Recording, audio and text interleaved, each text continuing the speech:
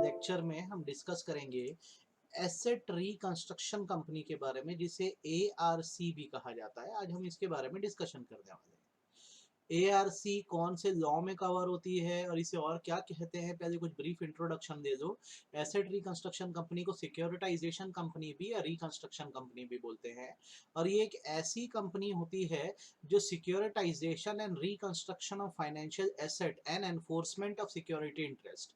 आपको इतना बड़ा नाम याद नहीं रखना, आपको ये वर्ड याद रखना, सरफासी। इसको सिक्योरिटाइजेशन एक्ट भी बोलते हैं, सिक्योरिटाइजेशन एक्ट भी कहते हैं, आपको याद रखना है। अब सवाल ये कि है क्या, मैं आपको एक बार सिखाता हूँ। अब ध्यान से देखना, बहुत इजी सा है।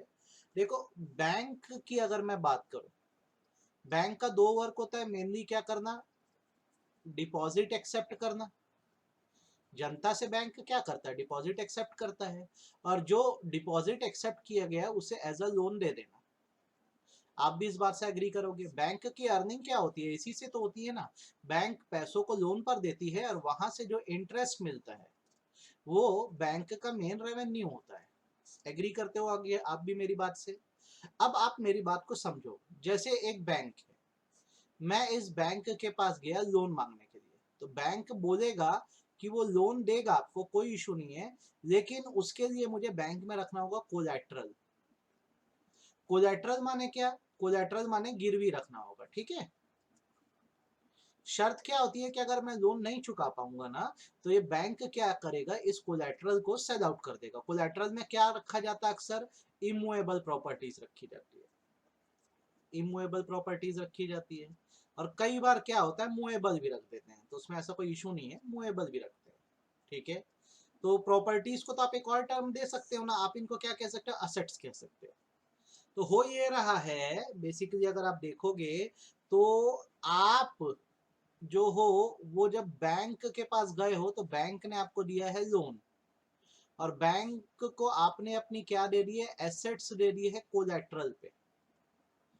कोलैटरल पे बैंक इसको अपने पास एज सिक्योरिटी रख रहा है, और ये है कि अगर आप लोन नहीं चुकाओगे तो फिर क्या होगा, इन एसेट को सेल आउट करके बैंक अपना पैसा रियलाइज करेगा। पहले तो इतनी बात समझ लो। अब क्या होता है कि आपने जो बैंक में कोलैटरल रखा है, बैंक अपनी बैलेंस शीट में इन्हें एज एन एसेट दिखाता जाएगा। ये अब बैंक की एसेट हो गई है जब तक आप लोन नहीं चुकाते हो, ठीक है। अब इसमें माना यह जाता है कि अगर आपकी रेगुलर ईएमआई जाती है, आपकी रेगुलर मंथली इंस्टॉलमेंट जाती है, तो इसे बोला जाता है परफॉर्मिंग एसेट। परफॉर्मिंग एसेट का मतलब यह है कि गिरवी रखाने वाले ने अभी तक लोन में डिफॉल्ट नहीं किया है, ठीक। तो हमें उसके एसेट को रियलाइज कराने की जरूरत नहीं पड़ेगी। और अगर आपकी ईएमआई इरेगुलर है, जैसे विजय माल्या लोग हो गए या नीरव मोदी हो गए, जैसे अगर आप डिफॉल्टर हो जाते हो, तो अब इसमें क्या होता है, आपकी जो एसेट बैंक के पास रखी हुई है, बैंक इसको घोषित कर देता है non performing asset. Non performing asset का मतलब होता है कि जिस बंदे ने एसेट गिरवी रखाई है वो डिफॉल्टर निकल गया है, और अब वो पैसा नहीं देगा, तो हमें इन्हीं एसेट्स को रियलाइज करके पैसा निकालना पड़ेगा, ठीक है। तो जैसे मैं भी अभी होम लोन लिया हुआ हूं, तो मैंने एक जमीन के पेपर बैंक में रखे हैं, तो मेरी ईएमआई रेगुलर जाती है, तो अभी वो एसेट परफॉर्मिंग है। लेकिन अगर मेरी ईएमआई नहीं जाएगी और मैं डिफॉल्टर निकल गया, तो बैंक उसको किस कैटेगरी में डाल देगा? एनपीए की कैटेगरी में। और बैंक चाहेगा कि वो क्या कर दे, इन एसेट्स को बेच दे। अब होता क्या है बेसिकली, किसी भी बैंक की एफिशिएंसी इसी बात से निर्भर करती है कि अगर उसके ज्यादा नॉन परफॉर्मिंग एसेट हो गए हैं, मतलब बैंक लोन रिकवरी कर नहीं पा रहा है, मतलब ढंग से बिजनेस नहीं कर पा रहा है, तो इसकी इनएफिशिएंसी मानोगे, ये बैंक की इनएफिशिएंसी है। और जितना लेस एनपीए होगा, लेस एनपीए मतलब कम डिफॉल्टर, तो ये बैंक की दिखाएगा मोर एफिशिएंसी, कि बैंक बड़े एफिशिएंट है। तो पहले तो ये समझ लो कि आपको टर्म क्या समझना है। तो ये जो एनपीएस होते हैं यही बैंक की एफिशिएंसी इनएफिशिएंसी बताते हैं। आप खुद सोचो ना, जितना ज्यादा नॉन परफॉर्मिंग एसेट है, मतलब बैंक अपने लोन की रिकवरी कर ही नहीं पा रही है, तो ये इनएफिशिएंसी दिखाता है। और जितना कम एनपीए है, ये दिखाता है कि बैंक कितना ज्यादा एफिशिएंट है। तो कोई भी बैंक, आप खुद सोचो क्या चाहेगा? कोई भी बैंक तो यही चाहेगा ना कि हमारे यहाँ डिफॉल्टर कम हो, मतलब कम से कम नॉन परफॉर्मिंग एसेट हो। तो सेफ्टी के तौर पे बैंक क्या करते हैं, अगर उनको ये डाउट होता है कि कोई एसेट जो है वो नॉन परफॉर्मिंग होने वाली है, नॉन परफॉर्मिंग होने वाली है मतलब जो बोरोअर है, जो बोरोअर है वो डिफॉल्टर निकल जाएगा, डिफॉल्टर निकल जाएगा। तो बैंक बोलते हैं हम क्यों एसेट बेचने का झंझट पाले, एक कंपनी है जिसका नाम है asset reconstruction company, asset reconstruction company. Bank क्या करेगा, उसकी जितनी भी एनपीएज हैं, नॉन परफॉर्मिंग एसेट हैं, या जिसमें डाउट हो रहा है वो सेल आउट कर देगा। किसको सेल आउट कर देगा? एसेट रिकंस्ट्रक्शन कंपनी को।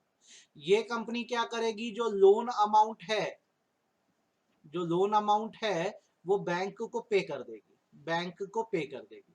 तो बैंक का झंझट खत्म हो गया, एसेट भी गई, ठीक है। एसेट रिकंस्ट्रक्शन कंपनी अब आगे उसके एसेट का जो करना चाहे करे, और बैंक को उनको लोन का पैसा रिकवर हो गया। तो सर ये जो बोरोवर है जो डिफॉल्ट कर दिया उसका क्या, तो एक तो उस पर कोर्ट में केस चलेगा, क्रिमिनल केस, ठीक है। दो ऑप्शन उसको दिए जाएंगे, एक तो ये कि भाई चुपचाप तू सरेंडर कर दे। अगर वो बोल देता है कि मैं डिफॉल्टर हूं तो कोई दिक्कत नहीं है, लेकिन अगर वो सरेंडर नहीं करता है, बोलता है कि तेरे को पकड़ सकते हो तो पकड़ दो, तो कोर्ट में केस हो जाएगा, एक याद रखना। दूसरी चीज जो होनी ही है वो ये है कि जितनी एनपीए है वो क्या कर दी जाएगी, सेल कर दी जाएगी। किसको? एसेट रिकंस्ट्रक्शन कंपनी को। बैंक से वो क्या करेंगे, सारी एसेट्स उठा देंगे और बैंक को क्या पैसा पे कर देंगे लोन का। बाद में हमसे रिकवरी करने अगर आना हो या हम पर केस चलाना हो तो एसेट रिकंस्ट्रक्शन कंपनी करेगी। तो एक तरीके से अगर बोला जाए तो साधारण भाषा में बैंक क्या कर रहा है, जितने भी डाउटफुल लोन है, डाउटफुल लोन है और उसका जो कोलैटरल है, कोलैटरल मतलब क्या, जो एसेट्स है जिनको आप नॉन परफॉर्मिंग बोलते हो, बैंक इसको क्या करता है, एसेट रिकंस्ट्रक्शन कंपनी को सेल कर देता है, ठीक है। एसेट रिकंस्ट्रक्शन कंपनी अपना कुछ कमीशन काट के जो लोन का अमाउंट है वो रीपे कर देती है। किसको? बैंक को। अब बोरोवर से निपटने का काम और वसूली का काम बैंक नहीं देखेगा, कौन देखेगा? Asset reconstruction company. तो इससे बेनिफिट क्या हो रहा है? सबसे पहला बेनिफिट ये हो रहा है reduction of burden, reduction of burden, bank का बर्डन कम हो गया। अब उसको लोन रिकवरी का झंझट पालना ही नहीं है, वो सारी एसेट्स किसको बेच देता है? एआरसी को। एआरसी निकाले कौन सी एसेट? सारी का मतलब जो नॉन परफॉर्मिंग की कैटेगरी में आ रही है। दूसरी चीज, इससे बैंक की एफिशिएंसी बढ़ती है। तीसरी चीज ये होता है कि डिपॉजिटर का कॉन्फिडेंस बढ़ता है। डिपॉजिटर को लगता है जो हमारा पैसा जमा हो रहा है वो डूबेगा नहीं। भाई आप जो पैसा जमा करते हो बैंक वही तो लोन पे देता है, लोन का पैसा डूबने लग गया तो आपका ही तो डूब रहा है ना कहीं। तो एसेट रिकंस्ट्रक्शन कंपनी बनाने के ये सब कुछ फायदे हैं, ठीक है। तो अब आप इसको पढ़ सकते हो, ठीक है। क्यों करा गया एसेट रिकंस्ट्रक्शन कंपनी को, क्यों बनाया गया है? तो सबसे पहला, जो नॉन परफॉर्मिंग लोन थे उनको फाइनेंशियल सिस्टम से हटाना, आइसोलेट करना, ठीक है।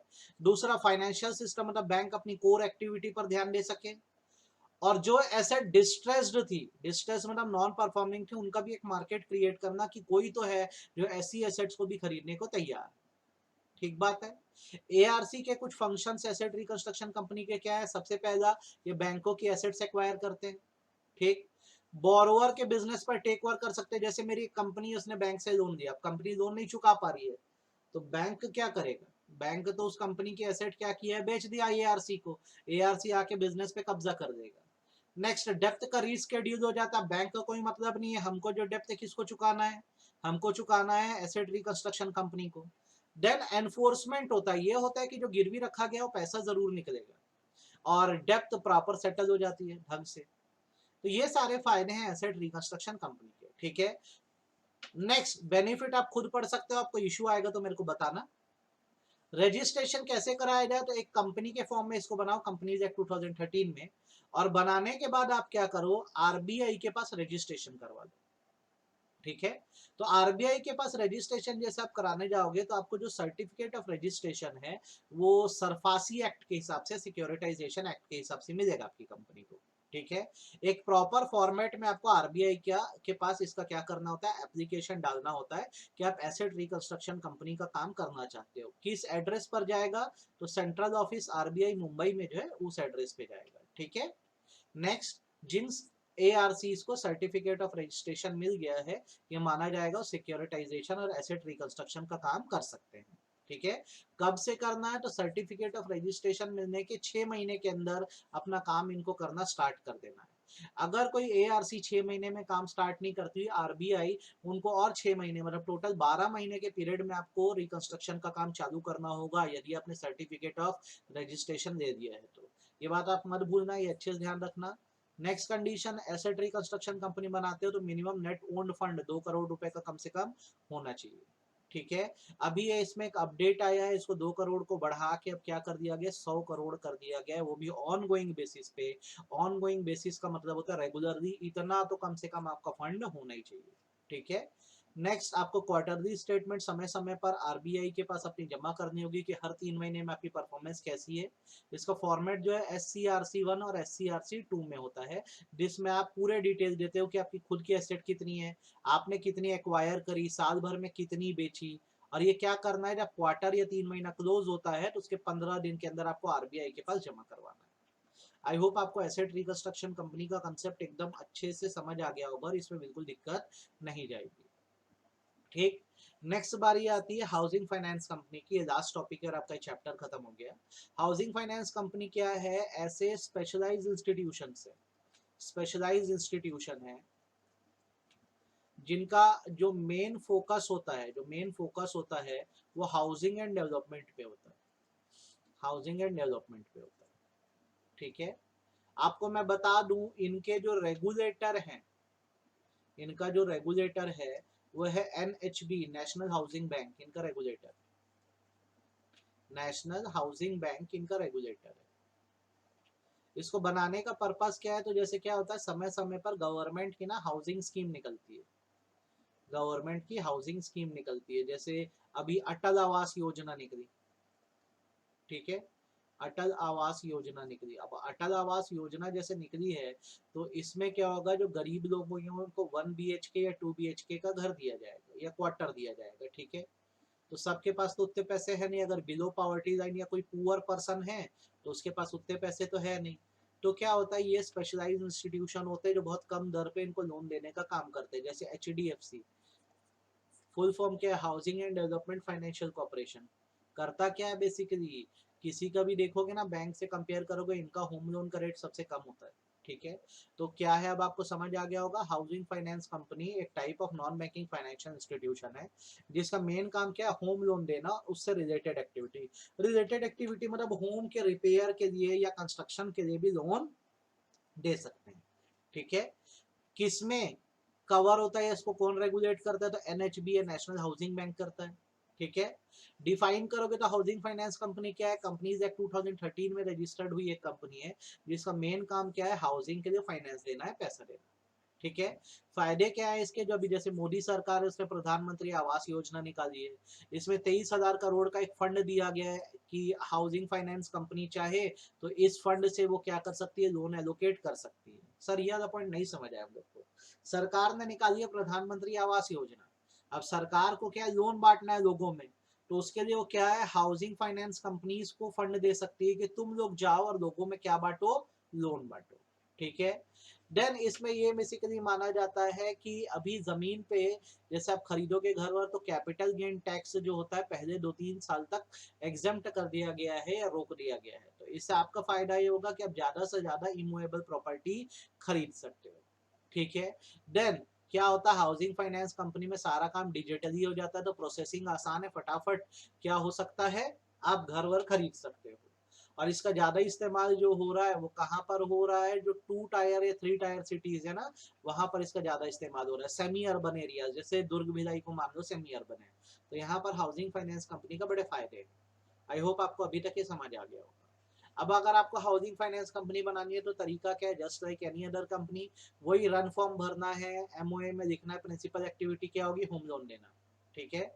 इसका नेट ओन्ड फंड मतलब paid up capital free reserve 10 crore से कम का नहीं होना चाहिए, 10 करोड़ से कम का नहीं होना चाहिए। तो अब दो शर्त इसमें आपको दिमाग में बिठा देनी है, पहला पर्पस क्या होगा, हाउसिंग लोन पर्पस होगा, और दूसरा नेट ओन्ड फंड कितना होगा, 10 करोड़ का।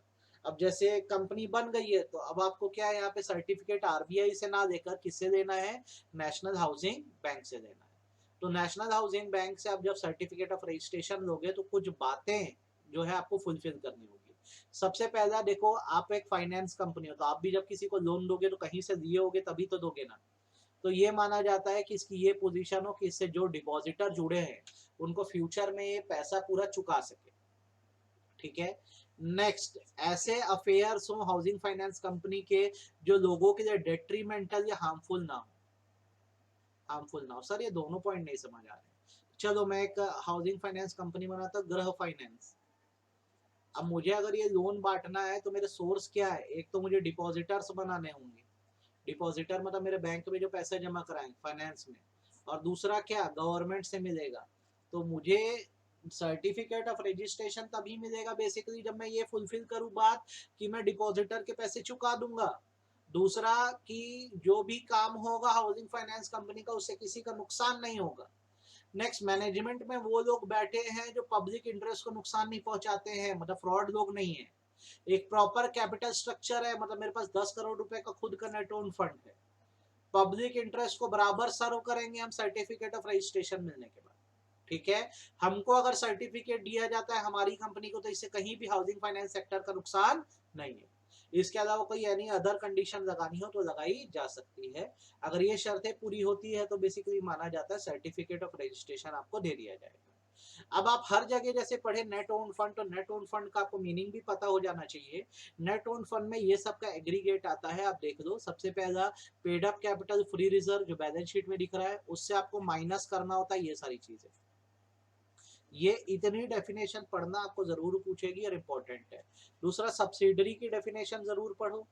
नेशनल हाउसिंग कंपनी की सब्सिडरी बन सकती है क्या? हाँ, तो जो सेम ग्रुप की कंपनी है उसको तुम सब्सिडरी बोल सकते हो। ठीक है। ये यहाँ से काट देना, कोई इशू नहीं है पढ़ने का। इतना पढ़ोगे तो चैप्टर आपका क्या है, फुल्ली कंप्लीट हो गया है। ये आपको करना था इस चैप्टर में। ठीक है, थैंक यू सो मच।